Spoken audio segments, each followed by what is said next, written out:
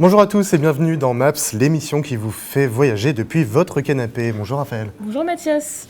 Aujourd'hui, le thème de notre émission est consacré au voyage collaboratif. On imagine que ça ne vous parle pas vraiment, mais vous inquiétez pas, nous non plus, il y a quelques jours, on ne savait pas trop ce que c'était. Pourtant, on en a tous déjà un peu fait. Alors c'est une tendance vieille comme le monde qui a été longtemps oubliée. Elle refait surface aujourd'hui. L'idée est simple, c'est de partager un certain nombre de valeurs que sont l'entraide, le partage de connaissances, etc.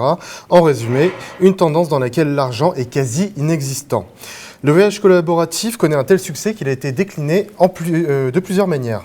Nous, on a décidé, donc il y a à peu près une semaine, de nous intéresser aux plus connus. Alors, il y a tout d'abord le couchsurfing, le fait de dormir en fait sur un canapé d'un inconnu en Amérique du Sud, ou encore le woofing. Vous savez, c'est passer votre été à travailler dans une ferme un peu paumée dans l'Ardèche. Mais il me semble que c'est pas tout, Raphaël. Oui, il y a aussi le greeting, qui est une sorte de visite où n'importe qui peut vous faire visiter son quartier. Et enfin, le PVT, je vous rassure, c'est pas du tout une MST, c'est l'acronyme de Programme Vacances Travail. Pour en parler, nous serons accompagnés de Bernadette Crampon, qui fait partie de l'association Greeters Paris, ainsi que son président Jean-Claude Simon. Et nous accueillerons également Sam Renaud, qui est un jeune couchsurfer. Vous pouvez réagir tout au long de notre émission sur le Twitter avec le hashtag 3ISMAPS et sur la page Facebook de l'émission. Pour commencer cette émission, on est allé à votre rencontre pour savoir si vous connaissiez le voyage collaboratif. On regarde ce que ça donne tout de suite en images. Voyager beaucoup. Non. Oui, j'en ai pas eu beaucoup l'occasion jusqu'ici, mais maintenant que je suis étudiant et que j'ai plus de temps, pourquoi pas voyager plus. 1 à 2 fois par an. En ce moment, pas mal, oui. Et connaissez-vous des principes de voyage collaboratif ? Alors collaboratif non, mais groupé oui, avec les CE. Oui, j'ai vu comme ça un site internet de gens qui proposent comme ça des hébergements pour une soirée à plusieurs personnes ou autre. Je sais plus le nom du site, mais ça avait l'air intéressant. Ça permet de réduire les frais de voyage. Pas encore, non. J'en ai entendu parler, mais je n'ai jamais pratiqué. Est-ce que ça vous intéresserait de voyager comme ça ? Pas de travailler pendant mes vacances, non. Non, pas moi, pas à mon âge. non, j'ai 65 ans. Mais c'est vrai que plus jeune, oui, ça m'aurait intéressé. J'aurais aimé visiter le monde entier en faisant des voyages comme ça. Pas spécialement. Enfin, là, j'ai passé l'âge, mais je connais des jeunes qui l'ont fait, oui. J'ai une nièce, elle est allée en Australie comme ça, elle a travaillé dans les fermes et elle a fait le tour. Donc Bernadette et Jean-Claude, vous faites tous les deux partie de l'association Greeters Paris. Alors vous vous présentez en tant que Greeters, mais en fait, qu'est-ce que c'est concrètement un Greeter ? Alors les Greeters sont des Parisiens comme vous, comme moi, simplement des gens qui aiment leur ville et qui sont contents d'accueillir des visiteurs du monde entier pour leur montrer leur mode de vie, leur quartier et à titre convivial, en petits groupes, si possible dans leur langue, et leur montrer leur mode de vie. Donc notre slogan c'est « Venez en visiteur, repartez en ami ». Donc voilà, on prend un petit groupe, une famille, on leur montre un peu notre façon de vivre et puis on discute amicalement. Et voilà, donc c'est ça le principe. Selon vous, Bernadette ? Oui, vous avez quelque chose à rajouter ? Non, ce que je fais, c'est aussi leur faire découvrir un petit peu le quartier dans lequel j'ai travaillé, en l'occurrence, moi, et des particularités qui sont très parisiennes, que des Américains ou d'autres ne connaissent pas, pour qu'ils aient un aperçu de la vie quotidienne et peut-être même parfois au travers des âges. Comme ce que vous dites, donc particularité propre aux Parisiens ou aux Français, c'est quoi par exemple ?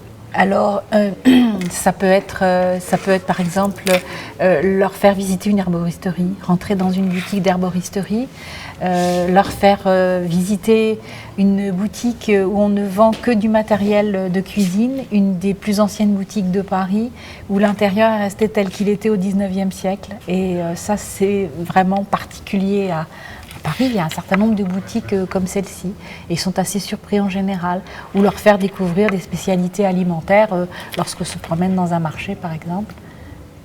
Et la tranche d'âge à peu près de ceux qui demandent des visites, elle est à combien Il y a un peu de tout. Il y a des jeunes, des moins jeunes, et aussi bien nous en tant que bénévoles de l'association que les visiteurs, c'est vraiment très, très mélangé. Je dois dire qu'il y a aussi des retraités. On entendait dans le reportage des gens qui disaient « je suis trop vieux à 65 ans », mais voilà, on a des gens qui ont 80 ans. Parce qu'il faut aussi préciser qu'on a un certain nombre de bénévoles de l'association qui ont été sensibilisés pour accueillir, par exemple, des personnes en situation de handicap. Donc, on peut aussi accueillir des gens qui sont en fauteuil, qui sont malvoyants, qui sont, qui peuvent avoir un souci à un moment donné. Donc, il y a vraiment de tout. Et des familles avec des enfants, excusez-moi, ça arrive. Bien sûr, oui. Donc là, évidemment, on adapte un petit peu la visite pour que les enfants trouvent aussi leur intérêt, parce que sinon, ça serait un petit peu rébarbatif. Vous avez déjà eu des très très jeunes qui venaient en poussette. De la poussette jusqu'au tout petit, en passant par les ados, qui ne sont pas toujours faciles à intéresser. Mais voilà, il faut trouver des centres d'intérêt pour chacun. Est-ce qu'il y a des Parisiens eux-mêmes qui demandent à faire ces visites avec vous ? Alors, il y en a. En général, on privilégie plutôt des gens qui ne sont pas parisiens, parce que ce qu'on montre, ce ne sont pas des monuments ou des musées, ce ne sont pas des choses, on va dire, de professionnels, c'est plutôt un mode de vie. Donc un Parisien, finalement, j'allais dire, n'a pas grand-chose à découvrir. Par contre, il y a évidemment des Français d'autres villes, oui. Tout comme moi, ça m'est arrivé d'aller à Marseille et de faire une balade avec nos homologues à Marseille. Et est-ce qu'il y a une sélection comment vous sélectionnez les gens qui veulent faire les balades ? Alors non, nous on ne fait pas de sélection, c'est sur la base du bénévolat. On fait une réunion d'information, on explique aux gens comment ça se passe. Après, on leur fait suivre une balade, on va dire fictive, où on explique ce qu'on fait dans une balade. Alors c'est soit une fictive, soit ils accompagnent une vraie balade avec un visiteur. Et après, ils nous disent s'ils veulent rester avec nous ou pas. On ne fait pas de sélection. Chaque bénévole est maître de sa balade et de montrer ce qu'il veut. Bien entendu, on a quand même un suivi qualité, parce qu'on ne veut quand même pas qu'il y ait des gens qui soient, on va dire, qui racontent des choses complètement incohérentes. Donc on demande après à chaque visiteur de nous faire un commentaire après la balade, qu'on regarde. Et si effectivement, ce qui est arrivé peut-être une fois sur 1000, si on a des commentaires, si quelqu'un reçoit des très mauvais commentaires X fois de suite, là on se dit il y a quand même quelque chose de bizarre. Si c'est une fois, c'est peut-être quelqu'un qui était mal luné, mais si c'est à chaque fois, voilà. Mais non, on ne fait pas de sélection à l'entrée. D'accord. Avant d'aller un peu plus loin, je voudrais rappeler donc ce qu'est le greeting. C'est une tendance qui est née aux États-Unis au début des années 90, en 92 plus précisément. Aujourd'hui, on peut dire que c'est une forme de voyage pratiquée sur les 5 continents et dans au moins 70 pays. Et figurez-vous que c'est chez nous, donc en France, Cocorico, que ce service est un des plus efficaces. En 2014, près de 13 000 touristes étrangers ont découvert pas moins de 41 villes françaises grâce à 1250 greeters. Et avant que vous nous racontiez un peu plus en détail votre parcours chez les greeters, nos journalistes ont suivi Françoise Jamin, qui, comme vous, aime faire visiter sa ville aux vacanciers. Un sujet de Manon Landau et Maxime Ruban. À Paris, on ne passe pas à côté de l'Arc de Triomphe et de la Tour Eiffel. Mais ce que les touristes ne savent pas, c'est qu'il existe perdu dans des petites ruelles de vrais coins de paradis. Au détour de ces rues, Françoise Jamin, ancienne professeure d'anglais et membre de l'association Parisien d'un jour, nous livre ses secrets et anecdotes. Elle le fait sur son temps libre et gratuitement pour le partage de connaissances et de moments privilégiés. C'est aussi ça, être greeter. Qui passe indifférent, nonchalant. Je présente des quartiers différents. Dans le 14e, j'ai 2 balades. Une plus longue, celle que nous faisons en ce moment. Et puis avec les greeters aussi, les familles sont les bienvenues. Donc quand j'ai des adolescents ou des jeunes, je passe plutôt vers le boulevard Raspail et je me retrouve à la Fnac. Mais j'aime bien les quartiers plus populaires, j'aime bien les quartiers où les gens ne vont pas systématiquement. Toujours dans le même esprit de montrer la vraie vie, de partager un peu des adresses ou leur montrer des bistrots, des choses comme ça. When you go in Paris, you've got many different addresses for Picasso studios. because he couldn't pay. So that's also matters. Des milliers de personnes voyagent chaque année et Paris reste une destination aimée de tous. Le Gritters permet de le faire à moindre coût. Françoise guide nos 2 touristes espagnols dans une balade de 2h30 qui leur correspond. Plus qu'un guide classique, le Gritters permet d'échanger humainement et simplement sur la beauté et l'histoire des lieux. Ils sont ravis et ça se voit. J'ai repéré Parisienne un jour parce que je voulais aussi faire profiter de mes capacités de parler les langues étrangères et de communiquer. Et puis comme j'étais prof de langue, j'avais très peur de ne plus savoir parler l'anglais ou l'espagnol. Et donc pour moi, ça a été une occasion intéressante. Et plus qu'une occasion intéressante pour Françoise, c'est rendre service à la société, voilà, un groupe un peu plus élargi. Donc j'espère continuer aussi longtemps que je pourrai. Cette visite a été agréable et instructive. C'est avec le sourire que tout le monde repart. Françoise n'en a pas fini avec l'association Parisien d'un jour pour le plus grand plaisir. De retour sur le plateau de Maps, vous pouvez réagir sur Twitter avec le hashtag 3ISMaps ou sur notre page Facebook. Sam Renaud, bonjour, vous nous avez rejoint sur notre plateau. Alors vous êtes un jeune couchsurfer. Rien à voir avec le surf, j'imagine ? Rien. D'accord. Juste avant de voir ce qu'est le couchsurfing, Bernadette, comme on peut le voir dans le sujet, est-ce que vous aussi vous faites cela pour partager des moments forts avec vos visiteurs ? Oui, ça a été d'ailleurs ma principale motivation. J'adore ma ville, j'y ai grandi et depuis plusieurs générations nous sommes parisiens.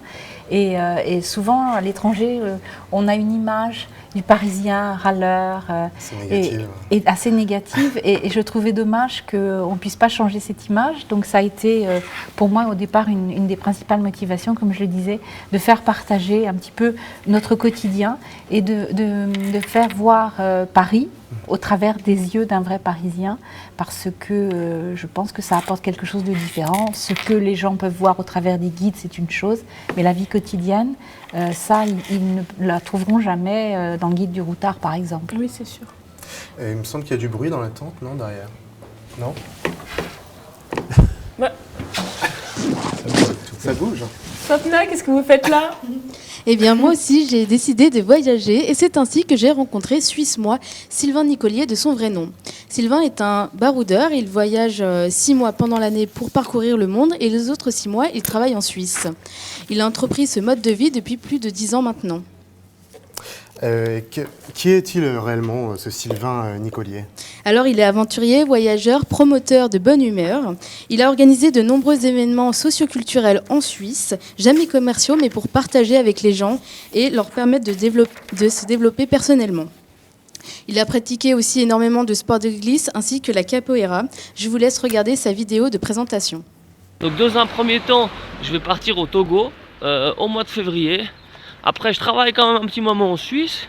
Et par la suite, l'idée, c'est qu'en septembre, je pars pour un long voyage de 5-6 mois. Et que là, vraiment, chaque semaine, c'est vous qui décidez l'itinéraire. C'est vous qui me donnez des défis à réaliser. Et qu'au fur et à mesure, on construit l'aventure ensemble.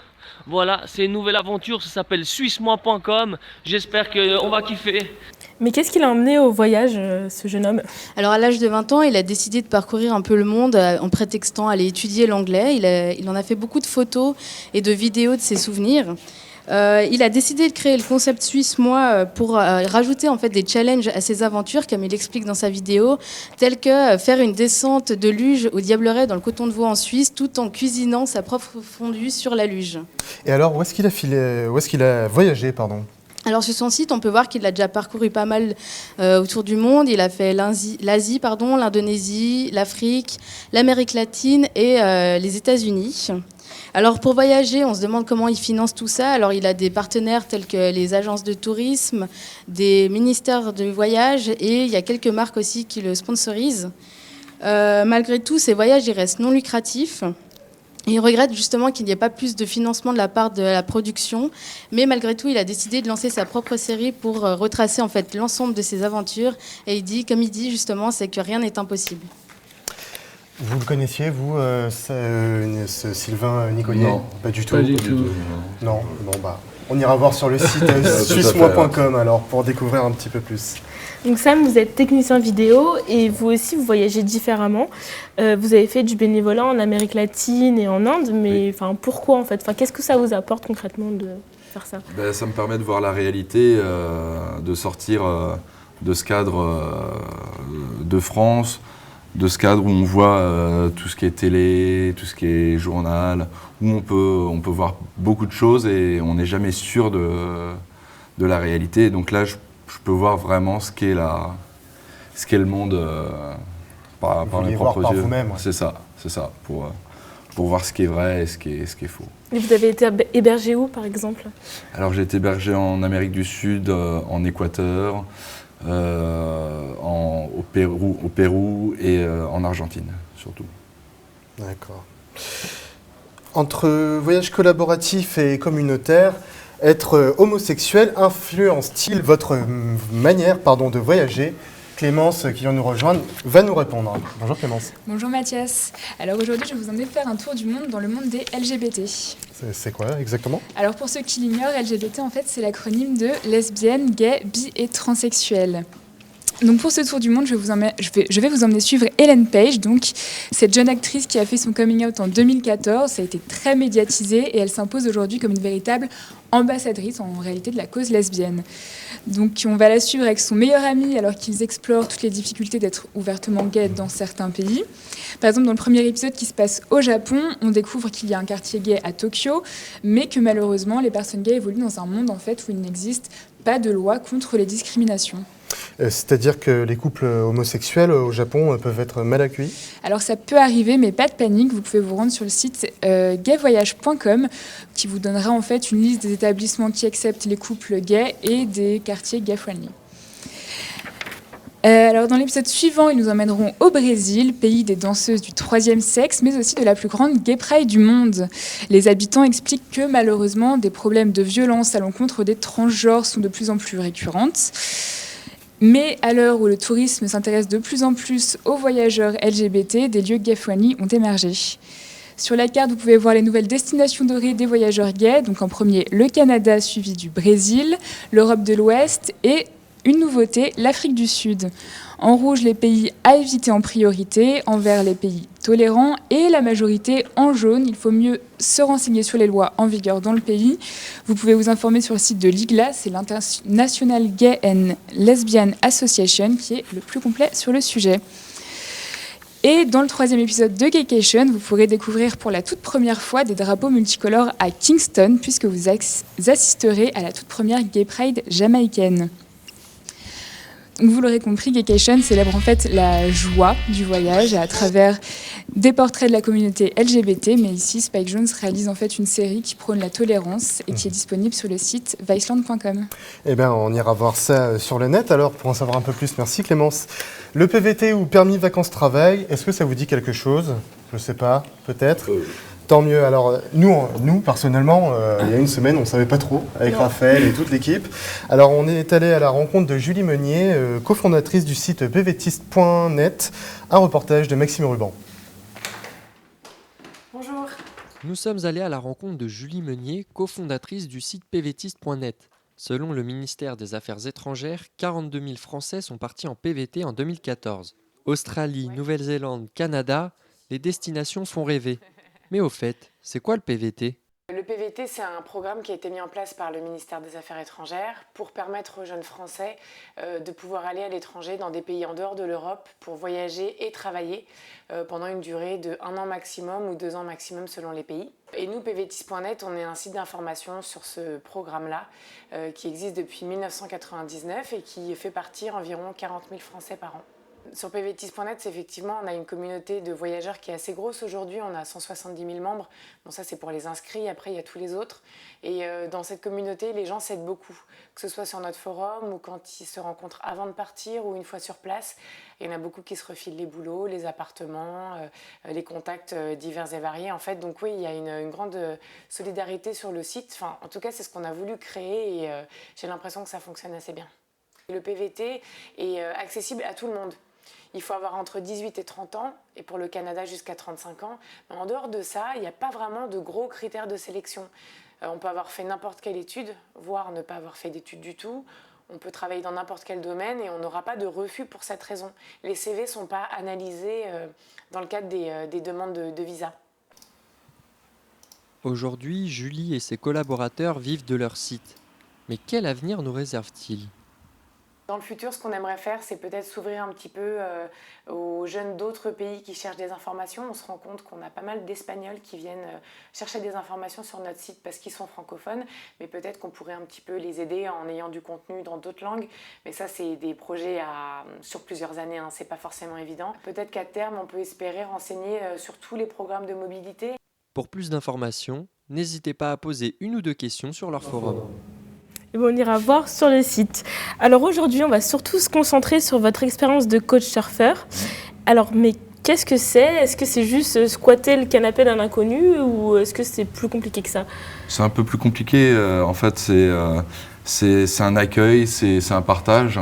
Et donc, le principe, c'est je vais proposer chez moi d'héberger ou de faire visiter avec un café, de boire un café. Et donc, je vais accueillir quelqu'un chez moi.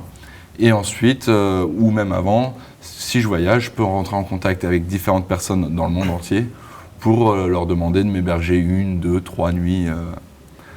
Voilà. Et c'est forcément dans un canapé ou ça peut être Ça peut être dans un hamac, ça peut être dans un lit, ça peut être sur un matelas par terre, c'est variable. Un endroit où dormir. Un endroit où dormir, voilà. Et est-ce qu'il y a des risques à faire du couchsurfing ?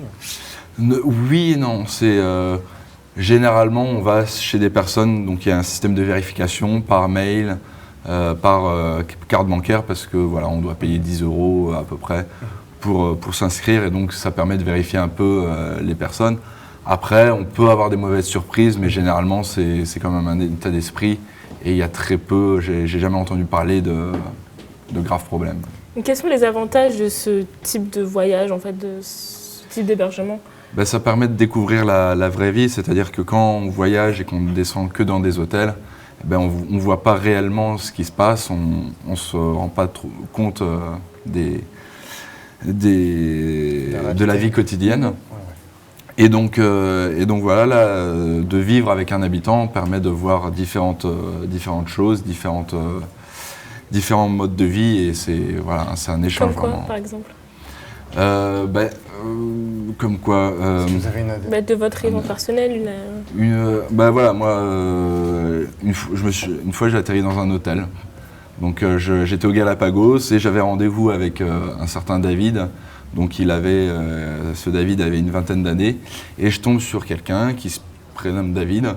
Et par contre, lui, il a 45 ans.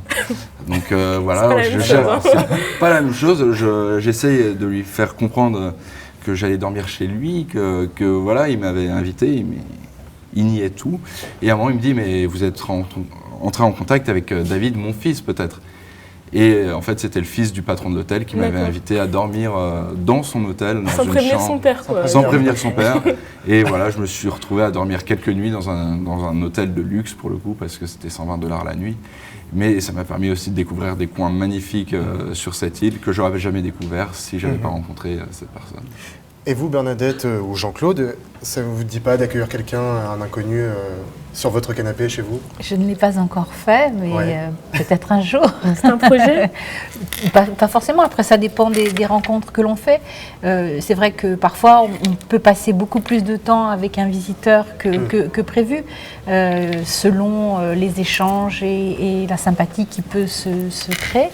Mais je crois que Jean-Claude a déjà je n'ai pas invité des gens chez moi à dormir, mais à déjeuner ou à dîner, oui, tout à fait, puisqu'on démarre sur une balade et si le courant passe bien, c'est souvent le cas, mais parfois ça passe encore mieux. Donc parfois on devient amis, on continue à se revoir, à s'écrire, et puis pourquoi pas... Donc ça vous est déjà arrivé ? Voilà, tout à fait. Alors ils n'ont pas dormi à la maison, mais ils ont déjà dîné à la maison. Voilà. Et vous, ça vous tente pas de devenir greeters comme Bernadette et Jean-Claude ? Pourquoi pas un jour, il faut juste que je révise un peu mes classiques de Paris et de sortir un peu des quartiers, des bars, où que je pourrais mieux connaître que certains coins c'est des choses à découvrir historiques. aussi. Ah, ça fait partie de la vie parisienne. Apparemment, il n'y a pas besoin non plus d'un doctorat en histoire. Non, loin de là, loin de là. C'est une sélection qui se fait... c'est plutôt des rencontres amicales. Et une visite de bar, c'est possible ou pas du tout? Tout à fait. Après, nous sommes à Paris à peu près 350 dans l'association. Donc, ce sont tous des Parisiens, chacun a sa vie, a sa personnalité. Donc on va faire une balade un jour avec un greeter, une autre balade du même quartier avec une autre personne, ce sera autre chose. Parce qu'il y en a un qui aura envie de montrer des bars, un autre qui montrera le marché, et un troisième qui...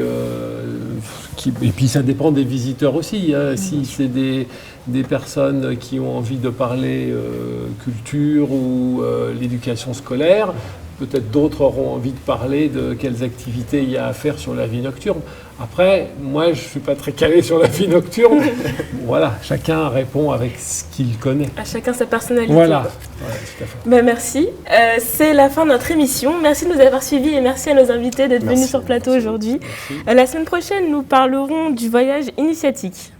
Si cette émission vous a plu, vous pourrez la retrouver sur notre replay 3ies.fr ou sur notre chaîne YouTube. Salut à tous et à la semaine prochaine.